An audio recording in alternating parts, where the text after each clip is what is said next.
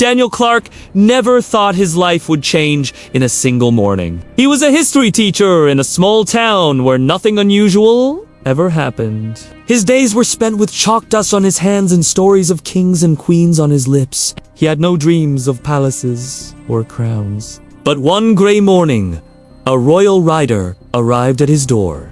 The man carried a letter sealed with gold. It bore the mark of Queen Eleanor herself. When Daniel opened the letter, his heart raced.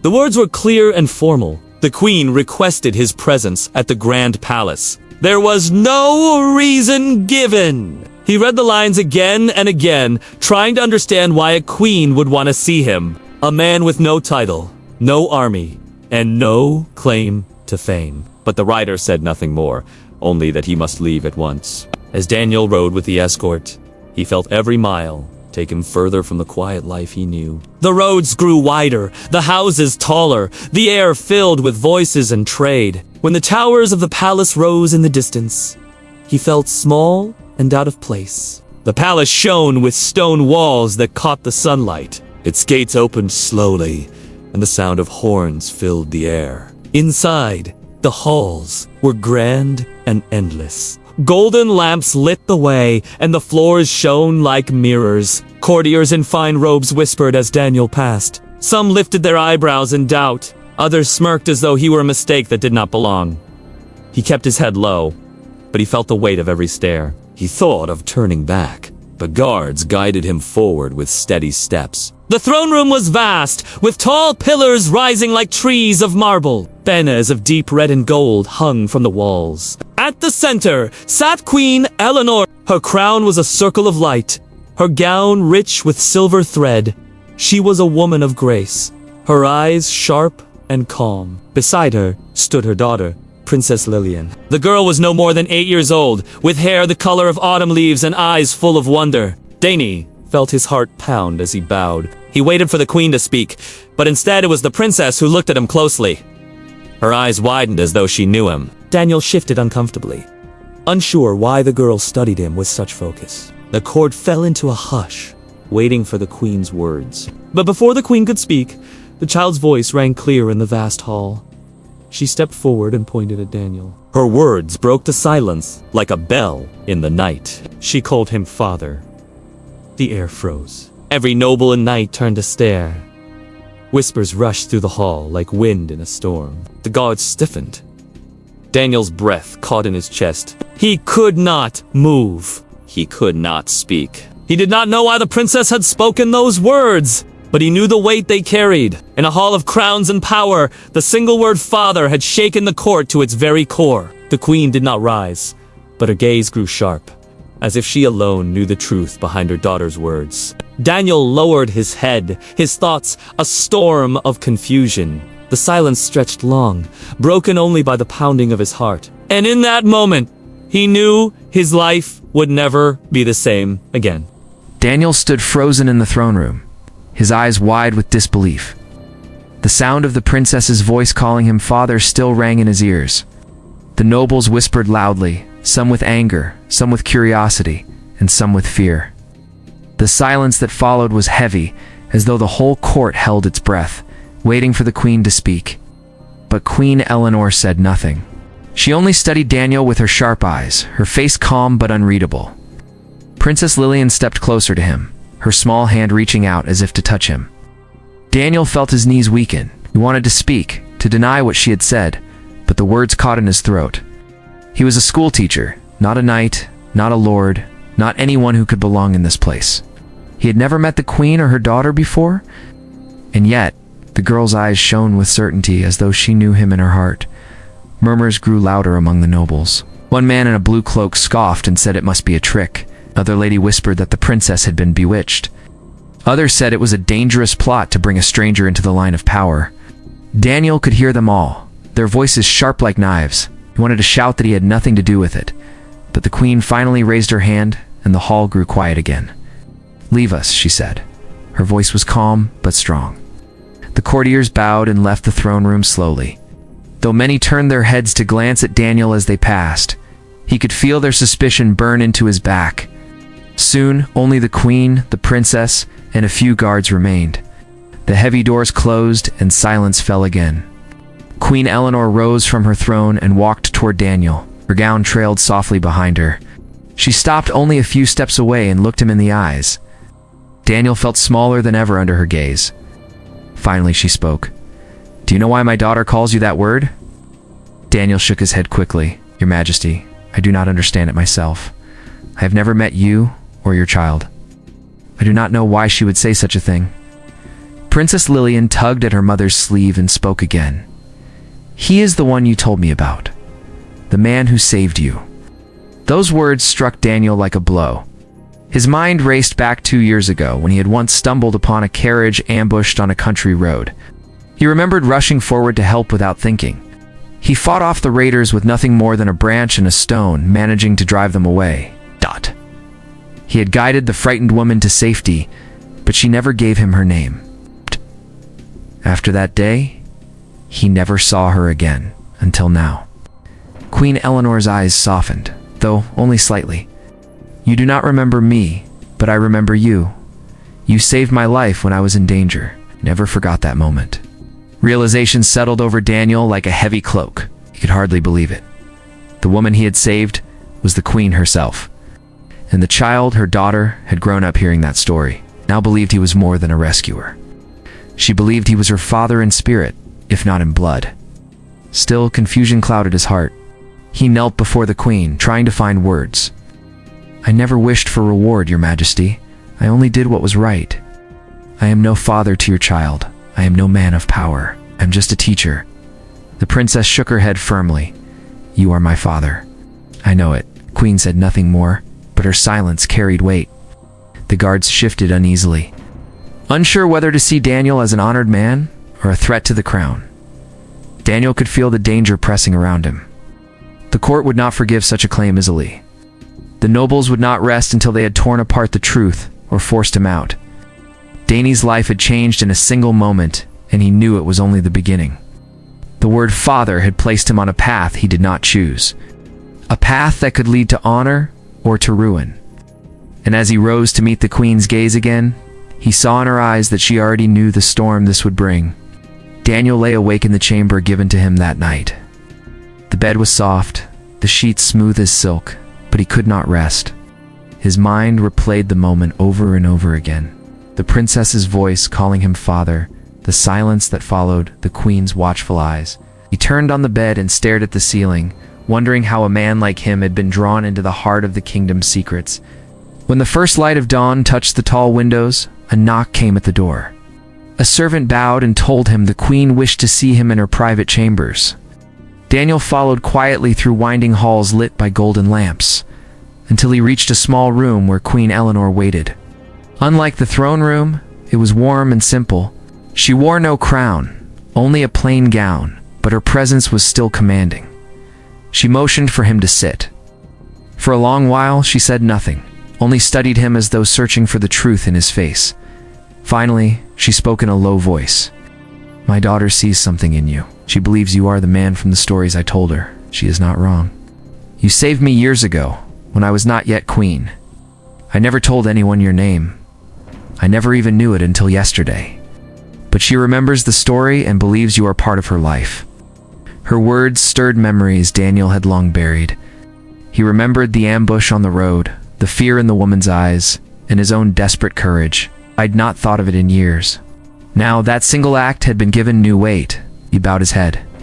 "I never thought that moment would return to me. I only did what was right." The queen's voice grew sharper. "The court does not see it as simple. They think you have come here to claim power. They will question your every move. Already they whisper against you. Some want you gone. Some want you punished, and some may even want you dead." Her words chilled him. He had not asked for any of this. He wanted to return to his small town, to his books and students. But he could see the truth in her eyes. The court would not let him leave so easily now. The word father had tied him to the crown in a way he could not escape. Princess Lillian entered the chamber then, her eyes bright with joy. She ran to Daniel and held his hand. "You are here," she said softly, smiling up at him. Her small fingers clung to his, as if afraid he would vanish. Daniel felt his heart ache. He could not tell her she was wrong, not when her belief was so pure. He squeezed her hand gently but said nothing. That day, the nobles gathered in secret halls, their voices rising in anger. Lord Henry, a tall man with gray hair, declared that Daniel was a threat. He has no blood of the crown, yet the princess calls him father. If we do nothing, he will gain influence. He must be cast out before the people believe he has a claim. Others agreed, their faces grim, but some were uncertain. They remembered the queen's calm silence, and they wondered if she knew more than she revealed. As the whispers grew, Daniel walked the palace gardens with Lillian. The child asked him questions about the world outside, about schools and books and simple lives beyond the palace walls. She laughed when he told her stories of students falling asleep in class. Her laughter was bright like bells in the wind. Daniel smiled, though his heart remained heavy. He feared what the court would do to him, but in that moment he wished only to protect her happiness. That night, as the moon rose, Daniel stood on the balcony and looked over the city. He could feel eyes watching him from the shadows. The palace was full of secrets, and his presence had stirred them awake. He knew the nobles would not stay silent. They would test him, challenge him, and perhaps destroy him if he faltered. He gripped the stone railing and closed his eyes. He was only a teacher, but fate had placed him in a story far greater than he had ever told his students. Behind him, the door creaked open. Queen Eleanor stood there, her face unreadable. She said only one thing before leaving him to the night. "Be ready, Daniel. The court will not forgive easily." The news of the queen's child spread far beyond the palace walls, reaching villages, farms, and towns across the land. Everywhere people spoke of it. Old men lifted their heads with pride, women whispered prayers of thanks, and children listened with wide eyes as their parents told them that a new life was coming. For the first time in many years, the air was filled with more hope than despair. Soldiers trained with fresh strength, believing they were protecting not only a throne but a future. Farmers tilled their soil with renewed care, feeling that the earth itself might answer with abundance. Inside the palace, joy mixed with caution. Ilara walked the halls with calm grace, though she felt the weight of every watchful eye. Her hand often rested gently on her belly, and each time she felt a movement within, her heart swelled with wonder. She knew this child was more than her own. It belonged to all who had feared the end of humanity. Aaron stayed close to her always, his presence a shield against both doubt and danger. He stood not as a commander alone, but as a man whose devotion had become unshakable. Not all voices welcomed the news. Within the council chamber, some advisors spoke with cold doubt. They questioned if the child was real, if perhaps the queen's healers had misled her. They whispered that it could be a trick to hold the empire together. These doubts spread like shadows through the palace. Some nobles feared that a new heir would threaten their power. Others wondered if the people's loyalty would turn away from them and rest only with the queen and her child. Plots began to form in secret corners, and Aaron could feel the stirrings of unrest. More than once, he caught wind of threats against the queen. Messages hidden in plain sight warned of betrayal. But he never left her side, even when he knew danger walked near. He placed his men in the halls, loyal guards who would give their lives for her. The palace became more guarded than ever, and still whispers found their way inside. Ilara, though aware of these dangers, did not show fear. She knew her strength was needed not only for herself, but for every person who looked to her with hope. Beyond the palace, the people refused to let doubt crush their belief. In towns and villages, they lit candles at night, praying for the queen and the child she carried. They sent gifts of grain, cloth, and carved figures to the palace gates, tokens of their faith. Songs began to rise among them, simple songs that told of a mother who would bring the future back to life. Though the nobles argued and plotted, the people held on to their faith as if it were their last treasure. As months passed, the queen's body grew heavier with the child, and with it the weight of expectation. Each day she felt the world watching her, waiting. Yet instead of breaking under that weight, she grew stronger. She spoke to her people with new fire, reminding them that humanity had endured countless storms and would endure this one as well. Her voice carried across the empire, and those who heard it felt their own strength grow. One evening, as the sun set behind the palace towers, Ilara and Aaron stood on the balcony. The city below was alive with lights, each one a sign of hope. She turned to him, her hand resting on the life within her. She told him that no matter the dangers, no matter the whispers, this child was proof that humanity was not finished. He looked at her with steady eyes and said he would stand with her until his last breath. Together they faced the horizon, knowing that their bond and their child had already changed the course of their people. Though enemies moved in secret, though doubt lingered, the Empire was awakening. Hope was stronger than fear, and in the quiet glow of the setting sun, Alara felt certain of one truth. Humanity's story was not at its end, it was only beginning again. The morning was quiet when the first light of dawn touched the palace towers. Queen Alara stood at her window, the soft glow of the sun painting the city in shades of gold. She rested her hand on her growing belly, feeling the gentle stir of life within. The world outside waited with restless hope, but inside her heart there was a calm she had never known before. She no longer carried the same fear that had once haunted her. She now carried a promise. Below, the city was already waking. Merchants opened their stalls, children ran through the narrow streets, and soldiers stood taller as they prepared for their duties. Everywhere she looked, she saw the signs of renewal. The people no longer spoke only of survival. They spoke of the future, of what might come after years of despair. Their voices rose like a chorus, lifting the spirit of the Empire higher with each passing day. Behind her, Aaron entered the chamber. His armor was polished, his steps steady, yet his eyes softened when they met hers. He had been her guard, her counsel, her companion, and now the father of the life she carried. He walked to her side and stood close, the quiet strength of his presence filling the room. They did not need many words between them. Their bond had been forged through truth, and it spoke louder than anything else. As the weeks passed, the palace became the center of the Empire's hopes. Messengers arrived daily with letters, gifts, and blessings from every corner of the land. Some came from villages that had once been forgotten, others from soldiers at the borders. Each gift carried the same message: belief in the child who would carry humanity forward. Alara received them with gratitude, though she knew the greatest gift she could give back was to remain strong. Not all was peaceful. Rivals still moved in the shadows, waiting for any chance to cast doubt or spread fear. But each time a rumor arose, it was met by the voices of the people. The bond between queen and people grew so strong that no lie could weaken it. Even the nobles who had once doubted now began to bow their heads.